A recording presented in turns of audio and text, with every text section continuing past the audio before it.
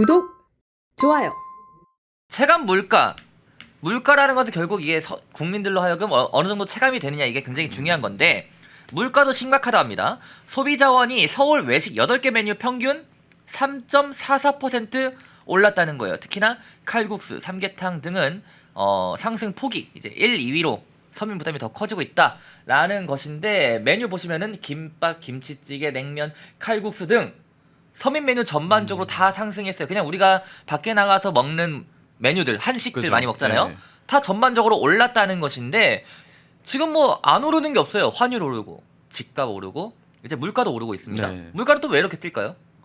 기본적으로 이거는 저는 문재인의 잘못이라고 봅니다. 문재인. 그러니까 인건비를 정말 급격하게 올렸잖아요. 예. 인건비도 급격하게 오르고 또 지금 이 물가가 올랐다는 거는 기본적인 재료비 같은 거 있잖아요. 예. 재료비 같은 것도 오른 거예요. 그러니까 어. 시장 기본적인 단위의 어떤 시장의 물가 자체가 올랐기 때문에 전체적으로 다 오를 수밖에 없는 거거든요. 예. 근데 이거는 인건비의 문제도 있을 것이고 여러 가지 문제가 있겠지만은 저는 기본적으로 가게를 운영하면서 나가는 기본적인 지출 같은 게 있잖아요. 기본적인 지출 같은 것들이 너무 올랐기 때문에 여기서 마진을 남기려면은 그러면 손님들한테 파는 값을 더 올릴 수밖에 없는 거죠. 그러니까 그렇죠. 이거는 사실상 최저임금을 이렇게까지 급격하게 계속해서 올리고 결국 자영업자들에게 부담을 안겨준 좌파 정부가 굉장히 큰 책임이 있지 않나 그렇게 생각을 하고 있고, 예. 또 어제 제가 이제 애기 보면서 음.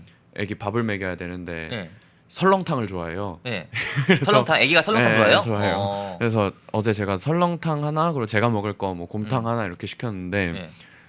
총 2개 시켰어요. 딱 네, 특으로 시킨 것도 아니고. 근데 31,000원? 31,000원? 네. 2개 그 시켰는데. 배달비 합쳐서? 네, 아니 배달비는 무료였고. 배달비 무료였는데 근데 그래요? 요즘은 이제 배달비를 무료로 써놓는 대신 음식값에 배달비를 막 추가해서 받으니까. 근데 이런 식으로 뭐 국밥 하나 먹으려 그래도 15,000원, 16,000원 나가요. 그죠, 15,000원, 16,000원인 거예요. 메뉴 하나가. 예. 그러니까 굉장히 이게 체감이 크죠. 기본적으로 밥을 먹으려고 뭐 예를 들어 맥도날드도 올랐잖아요.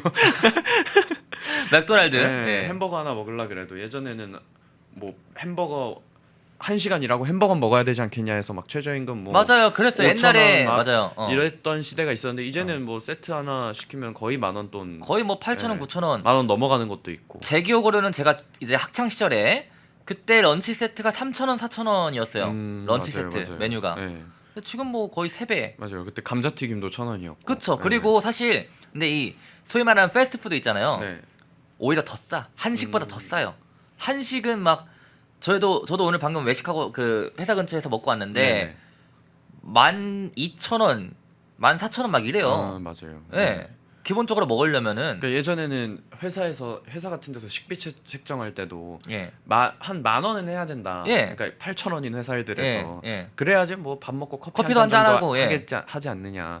근데 이제는 사실 10,000원이면은 커피 어림도 없어요. 이거 제 돈으로 산 거야, 이거. 밥도 사비를 추가해야 돼. 예. 그 정도까지 올라가니까. 예.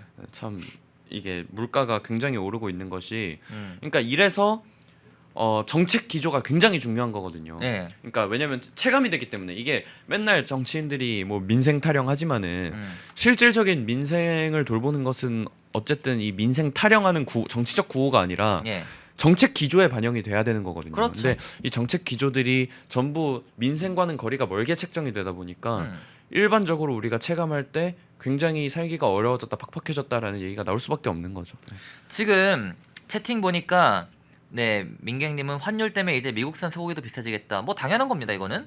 그리고 이재명이 당대표 시절 때는 뭐 환율에 대해서 언급한 거 아니냐.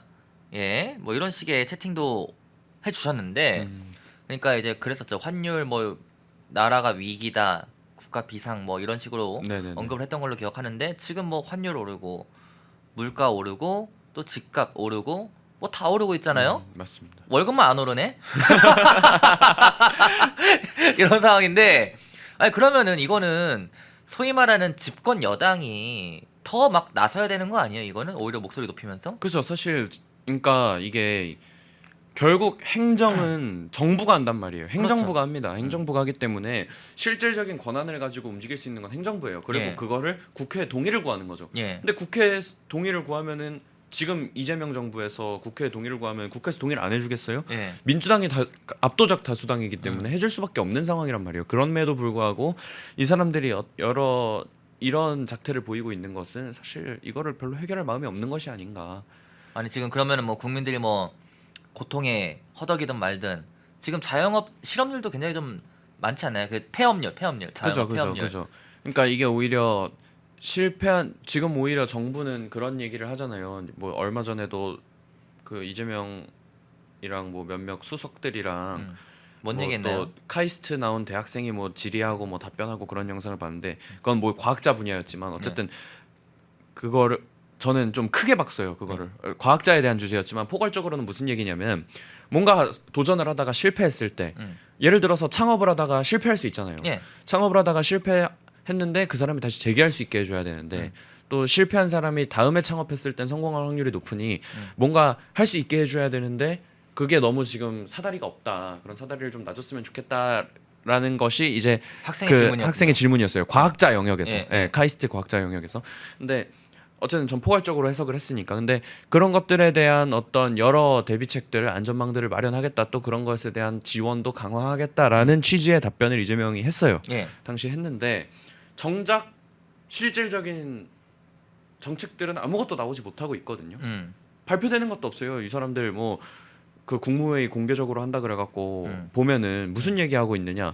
어떤 특정 사건에 대해서 예를 들어서 멸공이라고 외친 뭐 무슨 선수죠? 그 운동 선수가 예, 있어요. 양궁 선수, 양궁 선수인가요? 네. 멸공이라고 뭐 개인 SNS에다가 올린 양궁 선수에 대해서 그거 처벌 어떻게 됐어요? 그거 빨리빨리 좀 해요. 아니 멸공 외치는데 왜 처벌해요? 그러니까 그 국무회의에서 그런 얘기들 하는 거 공개하고 있어요. 그러니까 실질적인 정책에 대한 얘기가 오고 가는 게 아니라 어떤 개인에 대해서 어떻게 할 것이냐, 명동 반중 집회 어떻게 할 것이냐 이딴 얘기들 하고 있거든요.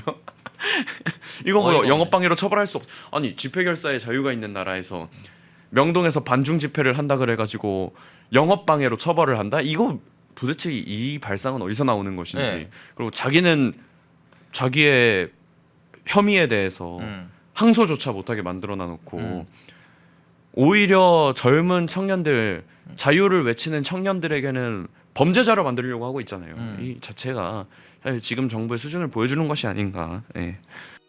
펜앤마이크에서 추천하는 영상도 보고 가세요.